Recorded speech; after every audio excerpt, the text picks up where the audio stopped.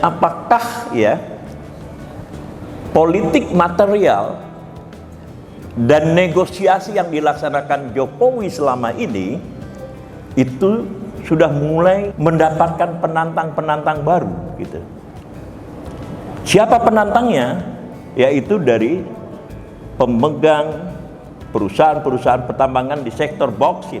Dengan demikian, maka para pengusaha ya bauksit, penambang bauksit ini itu bisa bergabung ya dengan kekuatan eksternal, yaitu Cina gitu. Tiongkok di dalam konteks ini yang sangat berpotensial mengadukan kebijakan Jokowi ini kepada WTO.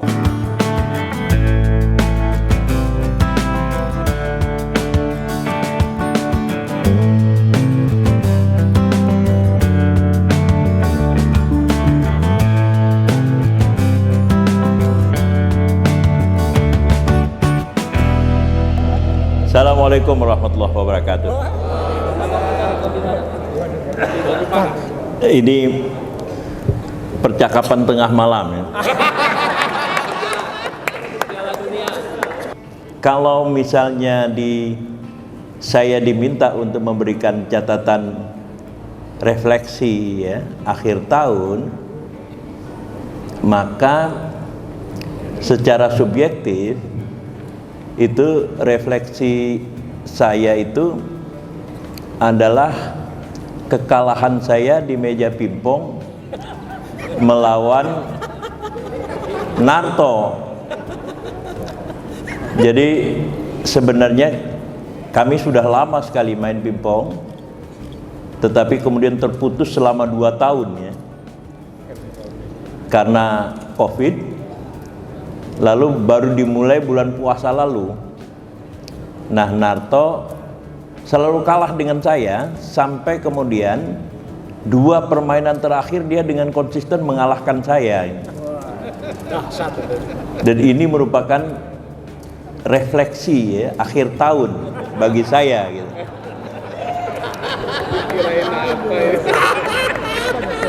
Dia berasal dari Brebes, dari sebuah pabrik gula yang kemudian pabrik gulanya itu pun kemudian habis semuanya kecuali tersisa sebagai apa namanya itu rest area. Betul. Jadi 2 kali saya ke situ dan mencari rumah dia, nggak bakal ketemu lagi Pak, kata dia gitu. Nah, tahun 1985 Narto ini dengan ijazah SEMEA ya, dia berangkat ke Jakarta dan membawa bed. Dengan bed itulah dia hidup gitu. Nah, kemungkinan besar kakeknya Narto itu adalah jawara gitu, karena dia menceritakan kepada saya kakeknya punya rumah di kompleks itu besar sekali, tapi begitu kemudian orang tuanya itu sudah dibedeng. Jadi interpretasi saya, kakeknya itu adalah seorang jawara yang bergerak ya mungkin dari Jawa Tengah bagian lain, kemudian dibutuhkan oleh pabrik gula untuk menjaga keamanan, dan jadilah dia di sana gitu. Narto ini bekerja kepada saya karena dia dikeluarkan di Kementerian Keuangan, dia di bagian kebon gitu. Saya tanya, kenapa kamu dikeluarkan? Karena udah dianggap terlalu tua katanya. Jadi bekerjalah di tempat saya mau jaga malam kata dia gitu. Dan kemudian dia jaga malam tapi tidak cocok gitu, karena saya yang menjaga dia, bukan kemudian dia menjaga saya. Enggak, dia lebih muda dari saya. Nah, akhirnya saya bilang, sudah kamu pingpong saja gitu. Nah, dia pingpong ya, tetap pingpong dan survive economically. Justru di dalam posisi ya, ekonomi kita dilanda oleh COVID selama 2020 ya, Maret ya, sampai dengan ya mungkin masih pengaruhnya sampai dengan sekarang ini gitu. Nah, di sini kita melihat ya bahwa kemampuan pemerintah kita ya, economic resiliency ya, dari pemerintah kita itu, at least ya, kalau misalnya kasusnya Narto kita ambil, itu bisa survive. Dia kerjanya itu hanya membuat bed atau mendanani bed gitu, hanya itu gitu. Nah, sementara kemudian grup-grup Pimpong itu terus tumbuh gitu, dan bagi dia itu adalah economic resources. Nah, di dalam konteks ini ya, tentu ya perlu dilakukan penelitian yang lebih mendalam tentang ini. Tetapi kebijakan-kebijakan ekonomi yang dibuat ya, oleh pemerintah Jokowi sekarang ini itu cukup prudent gitu. Prudent artinya cukup hati-hati karena ada 3 hal ya yang muncul di situ. Yang pertama adalah Menteri Keuangan yang mumpuni. Menteri Keuangan itu adalah Sri ya, Mulyani, yang kita anggap ya, dari dulu sebenarnya dia dianggap adalah seorang ekonom yang menganut market-led economy. Jadi bahwa market atau pasarlah yang harus memimpin perekonomian, bukan state gitu. Jadi bukan state-led economy. Yang kedua adalah ya Kementerian BUMN. Kementerian BUMN ini adalah sebuah keajaiban yang luar biasa yang pernah diberikan Tuhan kepada Indonesia. Jadi ketika kita kolaps pada 1997-1998, itu bukan hanya private yang kolaps, tetapi negara as a whole. Jadi sistem ekonomi kita itu ya national payment system ya, sistem pembayaran nasional kita itu kolaps sekolap-kolapsnya, sehingga kemudian kita tidak bisa impor, sampai kemudian muncul seseorang yang namanya anak PII, pelajar Islam Indonesia dari Sulawesi Selatan, namanya Tanri Abeng, mendirikan Kementerian BUMN, dan dengan itu ya state wealth, kekayaan negara itu mengalami konsolidasi for the first time, yaitu pada 1998. Nah, tentu kemudian naik turun ya, sampai kemudian munculnya Rini Suwandi yang kemudian melakukan gerakan yang sebenarnya telah dirancang oleh Tanri Abeng, yaitu ya menciptakan semacam induk atau holding. Jadi kalau di Singapura itu ada Temasek namanya, lalu kemudian di Malaysia itu ada Khazanah. Nah, BUMN ya, Kementerian BUMN itu sebenarnya mau diangkat menjadi holding. Nah, tetapi oleh hal-hal tertentu itu tidak pernah terjadi sampai kemudian muncul Rini. Ya. Di bawah Rini lah for the first time kita lihat ya kekuatan ekonomi yang sering saya katakan Pip, state within state ya. Negara di dalam negara, yaitu Freeport itu terbeli dan terintegrasi menjadi bagian dari nation wealth, kekayaan nasional, karena 51% dari Freeport itu dimiliki oleh Indonesia melalui Kementerian BUMN. Nah, sejak itu ya, maka BUMN itu menciptakan sebuah kekuatan politik ekonomi tersendiri. Jadi kalau kita lihat pada Ani ya, yang tadi saya katakan cenderung ya bersikap market-led economy, maka kemunculan BUMN itu meneguhkan sebuah kebijakan langsung atau tidak langsung sebagai state-led economy. Jadi state ya, negara yang memimpin perekonomian.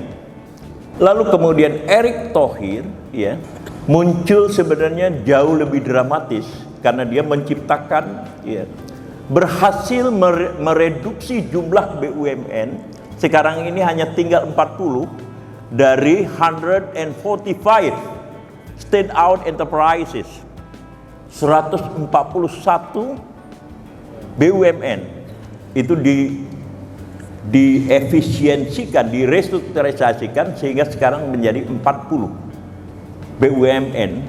Lalu kemudian dengan revenue-nya yang sangat luar biasa dan mengalahkan APBN sekarang ini.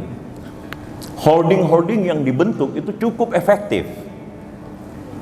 Nah, jadi ada dua basis ya political economy yang berlangsung. Yang pertama adalah itu tadi saya katakan kehadiran BUMN yang semakin dalam bahasa Betawi kereng ya perannya di dalam perekonomian. Lalu yang kedua munculnya menteri-menteri yang efektif melaksanakan ya kebijakan-kebijakan ekonomi di situ. Kenapa ini yang saya tekankan? Karena ya ketika krisis ya finansial global tahun 2008, Presiden George Bush itu secara mati-matian ya menyembah-nyembah kepada private sector di Amerika sendiri untuk ya agar mereka menjaga kinerja ekonominya di tingkat domestik, yaitu di Amerika. Lalu kemudian meminta mereka supaya tidak melakukan investasi di keluar. Sama sekali mereka tidak mau. Padahal George Bush sudah menyembah-nyembah semacam itu gitu. Di sini kita lihat bahwa peranan BUMN di Amerika itu tidak ada BUMN sama sekali, gitu. Seluruhnya itu sektor swasta yang bergerak. Nah, sehingga kemudian negara itu tidak ada tangannya di dalam ekonomi. Gitu. Nah, BUMN yang mengalami sofistikasi di dalam konteks manajemen itu akan berkembang menjadi jauh lebih efisien. Kendati pun ya tentu saja sektor swasta itu belum tentu happy ya dengan perkembangan penguatan ya peranan dan posisi BUMN di dalam perekonomian nasional gitu. Nah, jadi dua konteks ini mungkin bisa menjadi bagian dari refleksi akhir tahun. Kenapa saya katakan refleksi akhir tahun? Karena The Jakarta Post hari ini itu memuat perlawanan dari para penambang terhadap larangan presiden mengekspor bauksit gitu. Ini adalah sebuah peristiwa yang sangat menarik. Pertanyaan yang pertama adalah apakah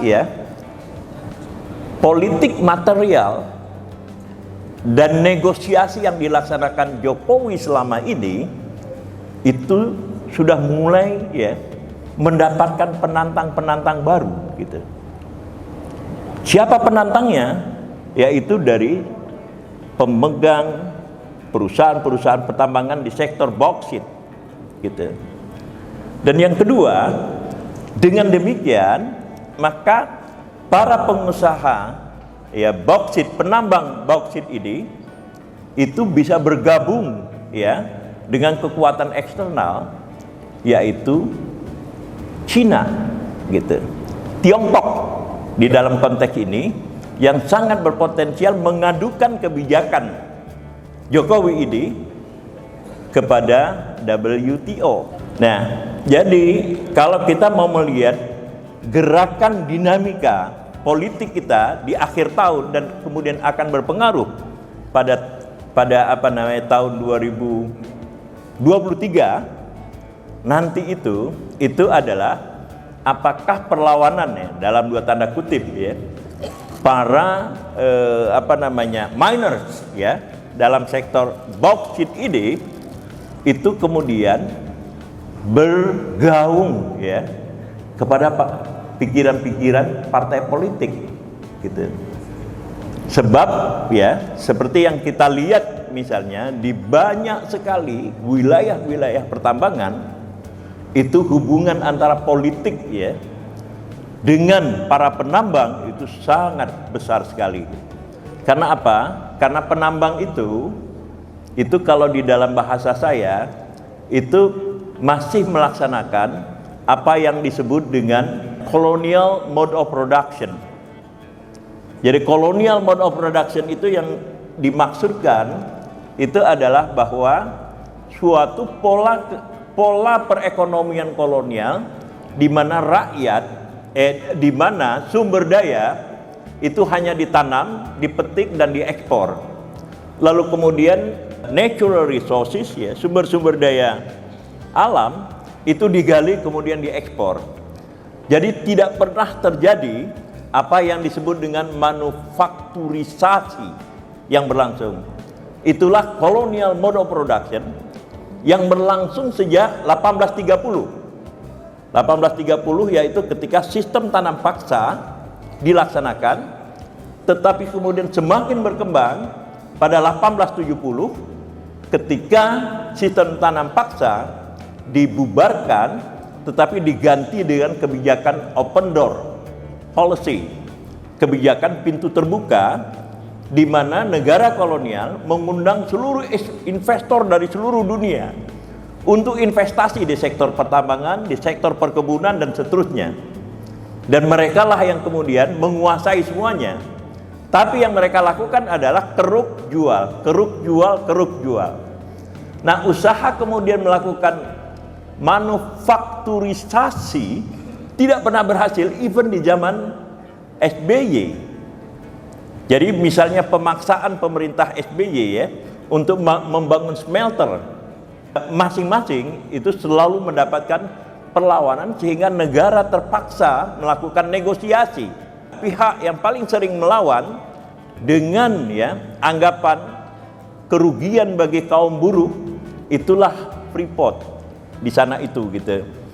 Jadi negara di dalam konteks ya para penambang sini itu dianggap sebagai lawan ya untuk bernegosiasi. Nah, kebijakan inilah yang sekarang juga dilakukan oleh Presiden Jokowi. Presiden Jokowi tentu bermaksud ya agar supaya ada nilai tambahnya, value added-nya bagi bangsa ini dengan melakukan manufakturisasi di Indonesia.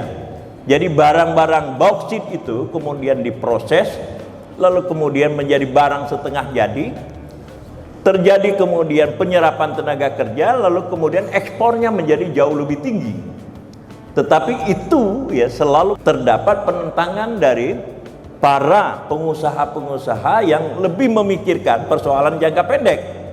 Mungkin mereka juga benar ya, gitu. Tetapi di dalam konteks ya refleksi kita bahwa kerak bumi politik kita itu dinamikanya terletak di situ, bukan pada partai-partai politik, bukan pada siapa yang akan menjadi presiden tidak menjadi presiden, bukan kemudian aktivitas-aktivitas dari partai politik. Karena apa?